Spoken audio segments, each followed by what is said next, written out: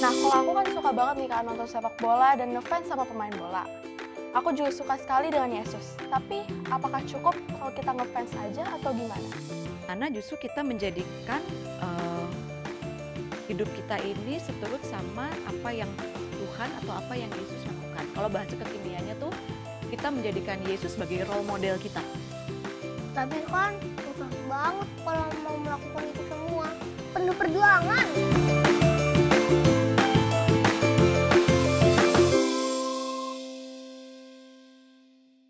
Halo teman-teman di rumah, selamat Selamat datang datang di Podcast Anak GKI Pondok Indah.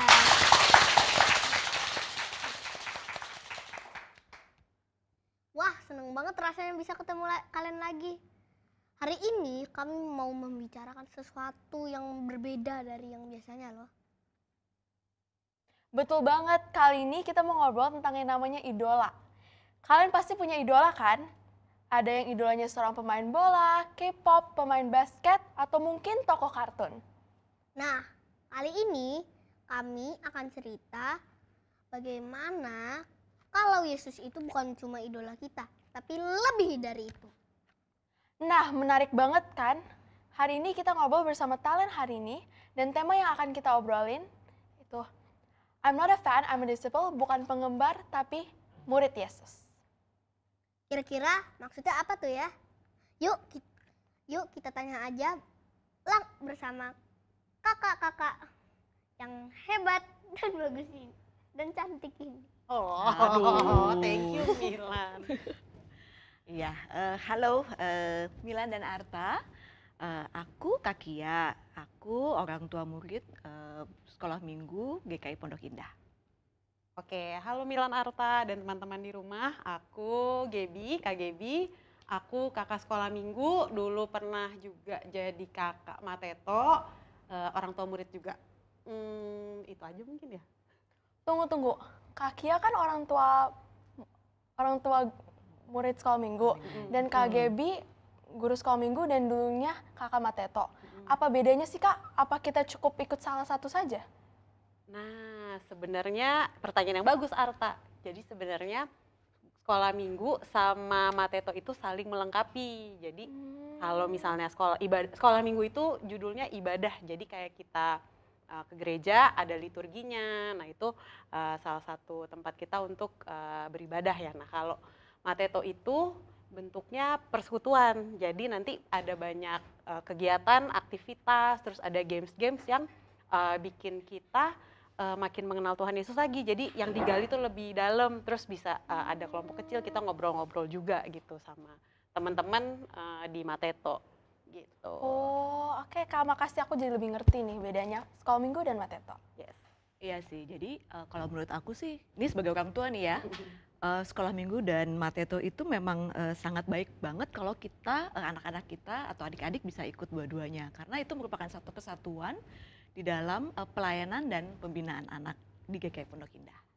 Sebelum kita lanjut lagi, aku tuh bener-bener kagum nih sama Arta sama Milan. Kalian tuh ya udah masih muda-muda gini tuh tapi udah berani jadi host. Ini gimana nih ceritanya nih? Boleh diceritain nih? Apakah ada yang ngajarin atau emang belajar sendiri? Kami ikut kelas host podcast Kak di GKI Pondok Indah. Wah. Kita diajarkan bagaimana cara menjadi host yang baik. Pasti gimana? Seru banget dong ya Milan. Betul Kak. Seru banget ya Mil? Aku sih zaman dulu belum berani sih Kak. Sama, aku pede juga sama nggak sekali kepikir. sih. Iya. Bahkan sampai sekarang juga nggak kepikir sih. Iya. Nah Kak, hari ini kami mau ngobrol nih tentang idola dan penggemar. Nah, kalau aku kan suka banget nih Kak nonton sepak bola dan ngefans sama pemain bola. Aku juga suka sekali dengan Yesus. Tapi, apakah cukup kalau kita ngefans aja atau gimana? Iya, good question. Jadi kalau kita bicara mengenai fans atau idola ya, fans sama idola ya, itu kan berarti kita ngefans sama idola kita. Nah kalau ngefans itu sebetulnya relatif lebih mudah. Karena kan kalau pas dia lagi bagus nih, misalnya kalau kamu ya, aku tuh sebetulnya salah satu fans Manchester United. Ya, buat teman-teman yang tahu ceritanya Manchester United saat ini nggak usah ketawa, tapi dia sudah mulai berkibar kembali ya, gitu ya. Jadi pada waktu kemarin 3 sampai 4 season mereka jelek, ya udah tak tinggalin aja. Aku fans tapi aku dukung, tapi ketika jelek ya udah aku tinggalin aja gitu kan. Tapi kalau misalnya pas lagi bagus kita ikutin, sampai nyanyi-nyanyi, sampai bajunya juga ada pakai baju MU tuh kejadian tuh, tas juga ada tas MU kejadian. Tapi itu kan bedanya tadi ceritanya tentang idola atau ke fans. Tapi tadi Arta bilang mengenai pengikut atau disciple ya. Pengikut Yesus atau disciple atau murid Yesus. Dalam hal ini kita konteksnya lebih kepada Yesus. Itu tuh ya mau naik, turun, mau susah, gampang, mau seneng, mau sedih, ya kita tetap harus ngikutin gitu. Jadi ya kita tetap harus ngikutin meskipun ya itu tadi ya, ada susah, ada senengnya, tapi seringkali itu emang berat sih memang gitu. Kalau misalnya aku bilang gitu. Oh, jadi kalau fans itu cuma mau dengan yang seru-serunya aja ya, Kak? Bener-bener. Iya, bener banget Milan. Tapi kalau murid Tuhan Yesus itu mau belajar, mau ikutin ajarannya Tuhan, dan kadang nggak jarang juga kita mesti banyak ada yang mesti kita korbankan. Kesenangan kita, apa yang kita lagi sukain. Nah itu kadang tuh ada berapa harga yang harus kita bayar untuk itu, untuk jadi pengikut dan murid Yesus tadi. Tapi kok rasanya nggak gampang ya, Kak? Aku punya teman rajin banget ke sekolah minggu. Nilai-nilainya di sekolah bagus semua, termasuk mata pelajaran agama. Tapi dia pernah marah sekali, Kak. Kalau terlambat dijemput, dia bakal marah-marah. Dan kalau lagi kesel, dia suka menggunakan kata-kata kasar.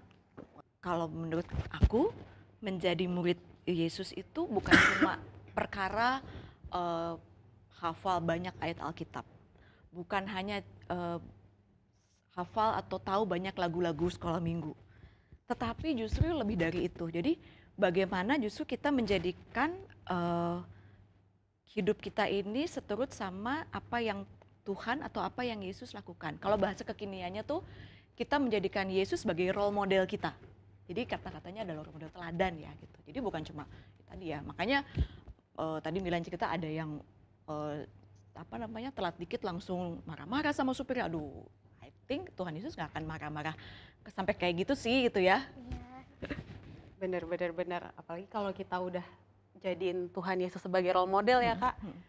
Berarti hidup kita akan mencerminkan, akan memancarkan kasihnya Tuhan. Jadi ya harusnya akan orang yang ada di sekitar kita bisa ngerasain damainya, kasihnya Tuhan juga. Jadi itu Milan, kalau misalnya kita dan Arta juga, kalau kita jadi murid Tuhan Yesus, kita akan jadi semakin serupa dengan guru kita, Tuhan Yesus. Berarti mencerminkan murid Yesus atau serupa dengan Yesus itu kita taat, setia, penuh kasih, dan rajin ke sekolah minggu sama Mateto ya, Kak? Tapi kan susah banget kalau mau melakukan itu semua. Penuh perjuangan. Iya bener sih, emang susah. Tapi aku yakin ya, kalau misalnya kita terus berdoa sama minta sama Tuhan Yesus, aku yakin sih pelan-pelan Tuhan juga pasti akan mengubahkan hidup kita ya. Nah, kita akan menjadi tanpa disadari sebenarnya, yang bisa lihat adalah orang-orang di sekeliling kita. Mungkin yang bisa lihat papa mama gitu ya, kakak-kakak kita atau teman-teman kita. Kita menjadi pribadi yang semakin hari itu semakin baik gitu, semakin penuh cinta kasih, semakin lembut ya kayak Tuhan Yesus ya.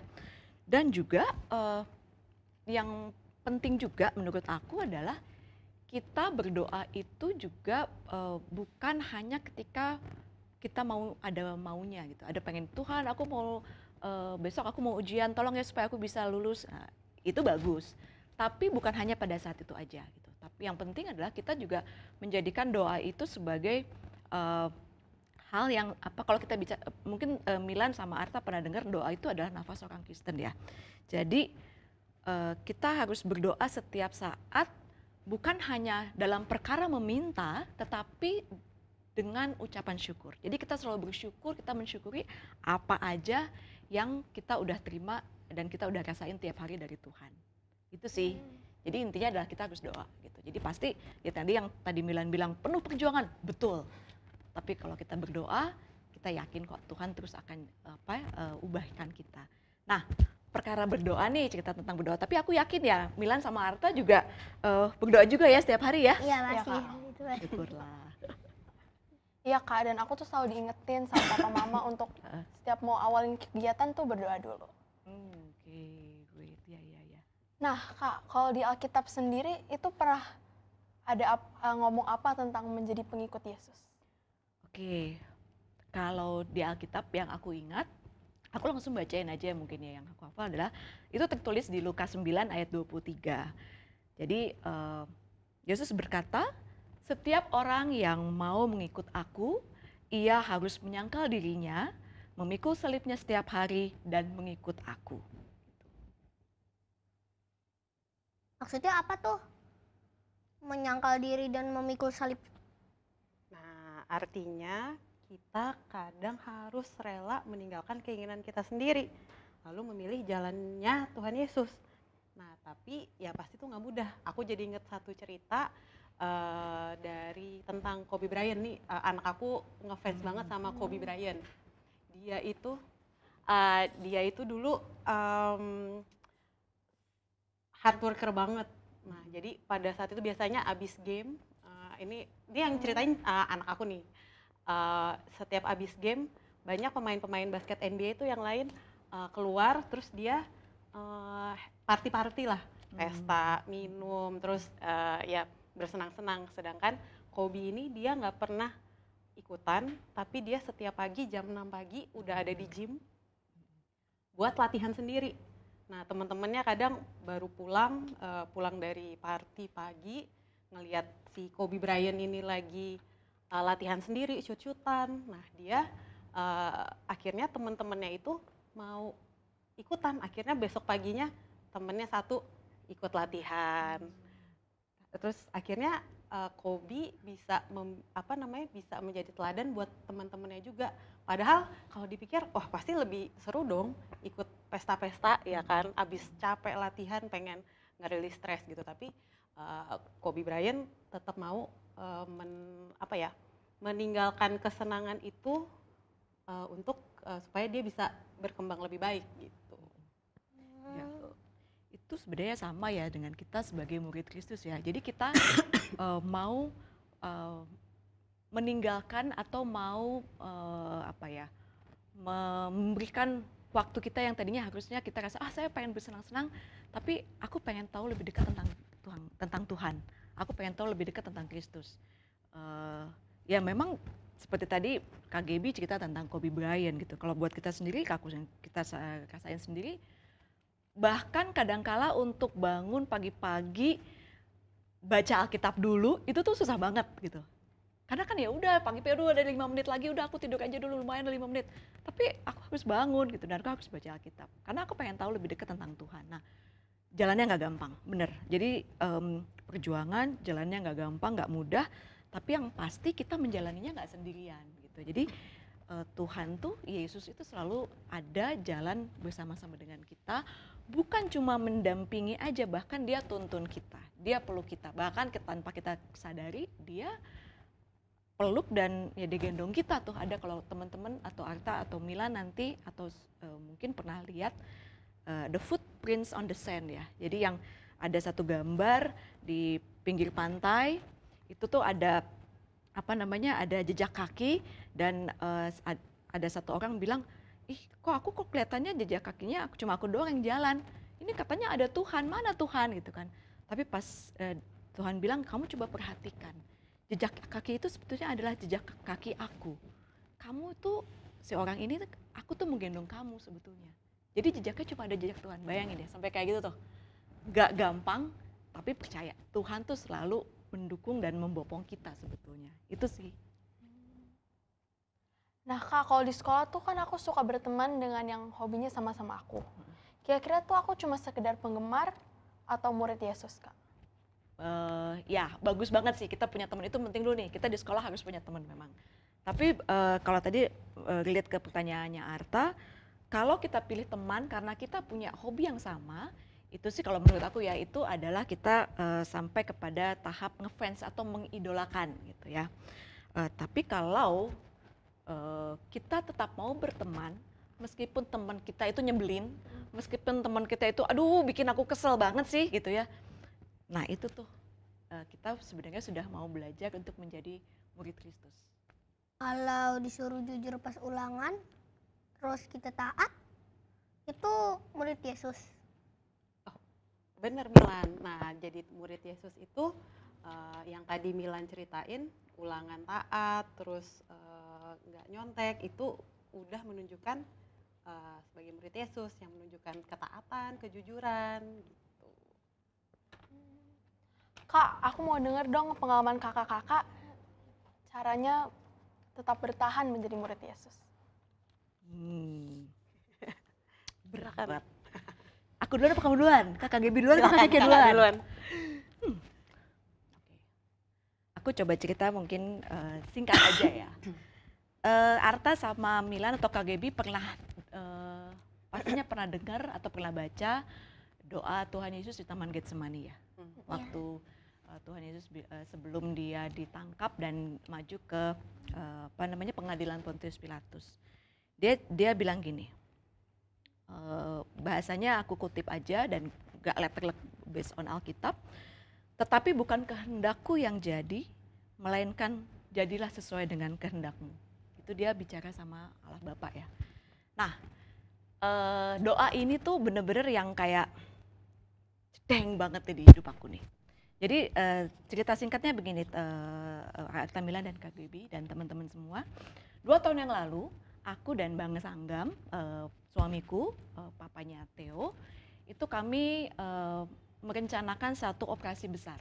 Kami berdua akan melakukan satu tindakan medis dan kami memang sudah merencanakan ini tuh sudah jauh, mungkin jauh-jauh hari sebelumnya lah. Bertahun-tahun sebetulnya persiapan kami sampai kami bisa bersiap untuk menjalani kedua operasi besar ini kami berdua.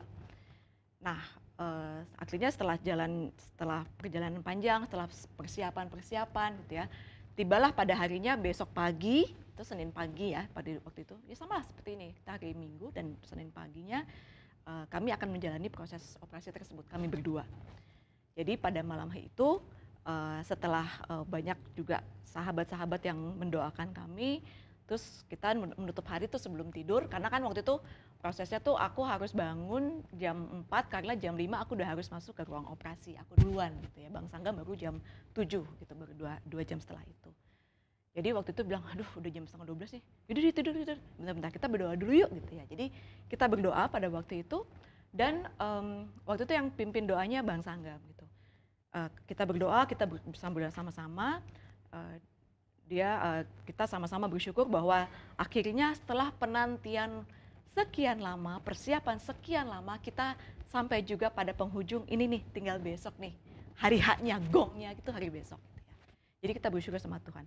Tapi Bang Sanggam yang Kakia, aku masih ingat banget dia menutup doanya seperti ini. Ya Tuhan, tetapi jangan kehendak kami yang jadi, melainkan kehendak-Mu lah yang jadi. Jadi itu yang Bang Sanggam tutup doa kami malam itu dengan kata-kata itu. Jadi kami tutup dan pada waktu itu aku juga tergerak gitu, wah berarti bagus banget ya gitu ya. Tapi ya pada waktu itu pada waktu kami sama-sama berdoa, ya udah gitu kan, itu sesuatu kita anggap sebagai suatu aku menganggap itu sebagai sesuatu doa yang oke, kita berserah. Tapi hanya sebatas itu saja gitu ya. Dan akhirnya besok paginya kami melakukan tindakan operasi tersebut. Dan puji Tuhan semuanya berjalan lancar, aku bisa kembali beraktivitas setelah 3 hari setelah operasi tersebut, tapi kemudian Bang Sanggam terjadi proses dan sebagainya, sampai pada akhirnya ya Bang Sanggam dipanggil Tuhan. Ya, dipanggil Tuhan setelah hampir 2 bulan setelah proses operasi tersebut berlangsung. Disitulah Kakia teringat sama doa Bang Sanggam. Jadi bukan kehendak-Mu Tuhan yang jadi, melainkan kehendak-Mu lah Tuhan. Bukan kehendak-Ku lah Tuhan yang jadi, melainkan kehendak-Mu lah Tuhan yang jadi. Itu yang terjadi sama Bang Sanggam dan Kakia sampai sekarang. Ini Kakia ini sekarang agak sedikit merinding juga nih ingat-ingat ya gitu ya. Tapi oh Tuhan, apakah jadi pengikut Tuhan tuh seberat ini ya ternyata ya gitu. Aku harus akhirnya Bang Sangam dipanggil Tuhan dan aku dan Theo harus berjalan berdua gitu. Tapi kalau tadi kan bicaranya adalah dalam keadaan susah pun ya kita tetap harus jadi murid Tuhan. Nah, sampai pada satu titik saat ini aku merasa bahwa emangnya ada pilihan lain gitu selain jadi muridnya Tuhan Yesus. Kenapa aku bilang gitu? Karena justru dalam proses ini ya tadi aku cerita ya mengenai yang footprint on the sand gitu ya, bahwa Tuhan itu mendukung. Nah ini nih aku benar-benar ngerasa nih bahwa aku tuh benar-benar digendong sama Tuhan. Gitu. Nggak gampang. Wah, apa ya bicara mengenai gampang, sedihnya luar biasa lah, udah nggak bisa dikatakan dengan kata-kata, tapi ya justru pada saat itulah Tuhan itu menggendong aku. Gitu. Nah itulah pengalaman pribadi aku Milan dan Kak Gaby. Terima kasih ya Kak, udah cerita. Sekarang giliran Kak Gaby. Oke, thank you Milan. Kak Kia, aku terharu banget, aku jadi mengingat kembali masa-masa yang luar biasa itu sih Kak. Thank you, Kak. Nah sempat, aku mungkin cerita satu, Mima itu sempat dapat pelatih yang galak banget. Pernah punya guru killer nggak? Yang ngomong sekali langsung takut banget gitu. Pernah nggak punya guru killer? Pernah. Pernah ya? Nah pokoknya, jadi mungkin ada beberapa anak yang kaget lah kalau misalnya berhadapan sama si pelatih Coach ini ini, gitu, ya. coach ini. Meskipun dia by heart tuh baik banget, tapi emang cara dia ngajar itu sangat kenceng lah gitu. Bisa ngomong kenceng banget. Nah, ada beberapa orang tua juga yang nggak srek juga gitu ya sama si pelatih ini. Tapi singkat cerita, Mima sempet kena apa ya, tegur kali ya, kena tegur, dimarahin agak keras sampai Mima nangis. Nah, sebagai orang tua kan pasti kayak, wah anak gue udah latihan, anak saya udah latihan, gila-gilaan gitu ya. Terus waktu itu pas lagi turnamen sih, abis selesai turnamen tiba-tiba dia dimarahin gitu. Padahal dia udah main full 40 menit. Nah terus kayak, wah ini kok kayak nggak dihargai segala effortnya gitu. Terus masih dimarahin, dan ya hal yang paling gampang ya mungkin aku bisa kecewa juga ke pelatih ini, bisa marah-marah. Kalaupun mau ya sekarang zamannya parents yang nggak suka share aja di sosial media, biarin aja dia nggak dapet apa-apa gitu kan. Nah itu sangat mungkin terjadi gitu. Tapi saat itu sebagai sebagai murid Yesus ya kita diajarkan untuk membawa damai dan membawa solusi lah. Biasanya setelah turnamen ada evaluasi, ya akhirnya ya disampaikan dengan baik-baik lah ke coachnya. Kalau ya Mima sempat, sebenarnya coachnya juga aware sih kalau ternyata coachnya yang ngomong duluan. Tante tadi kemarin Mima nangis karena saya tegur, saya ngomongin ini, terus akhirnya ya aku cerita juga kalau iya Mima kemarin cerita juga ke saya coach kalau Mima sedih karena ya Mima ngerasa tidak dihargai tadi. Mima ngerasa tidak dihargai, terus dengan effort yang gini kayaknya ini udah hasil yang terbaik lah gitu. Oh iya, oke, iya tante gitu. Oke lah, terus habis itu selesai ngomong itu, di next latihan dia ngomong sama, ternyata mereka ada sesi berdua lah ngobrol, dan akhirnya Mima dan coachnya juga ngobrol, coachnya ngasih tahu apa ekspektasi yang, maksudnya apa sih, kenapa coach marah, terus apa yang coach harapkan dari Mima gitu, dan itu ternyata itu menambah apa ya, jadi bikin Mima tahu. Jadi setelah itu dia cerita ke aku, iya aku jadi tahu kenapa coach gini, dan dia tahu aku harus ngapain. Dan menurutku itu lebih solutif dibanding kita menggembor-gemborkan atau dijadiin drama gitu kan. Nah itu salah satu hal yang mungkin perlu kita, yaitu aku juga masih coba pelajari juga gitu sebagai murid Yesus. Ketika mengalami hal-hal yang nggak enak, yang rasanya bikin emosi naik turun, nah itu gimana kita bisa ngeresponnya dengan baik, dengan bisa ngasih solusi juga gitu. Wah ternyata banyak sekali ya tantangannya, susah ternyata jadi murid Yesus. Iya, susah emang. Aku setuju banget sama kamu Milan. Tapi ini, jangan takut ya. Justru kalau kita bisa melewati tadi ya tantangan, Kak Gaby sudah cerita, Mima dan juga Kak Gaby sendiri gitu ya, bisa melewati tantangan kesulitan tersebut sama Tuhan Yesus, itu tuh kita akan menjadi semakin kuat dan semakin dekat sama Tuhan gitu. Em, ini mungkin aku sedikit cerita ya. Akta sama Milan kan tahu Theo anak-anakku ya.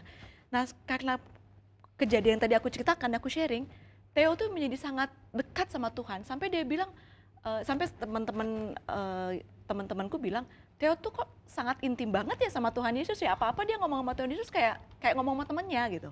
Nah tapi anyway,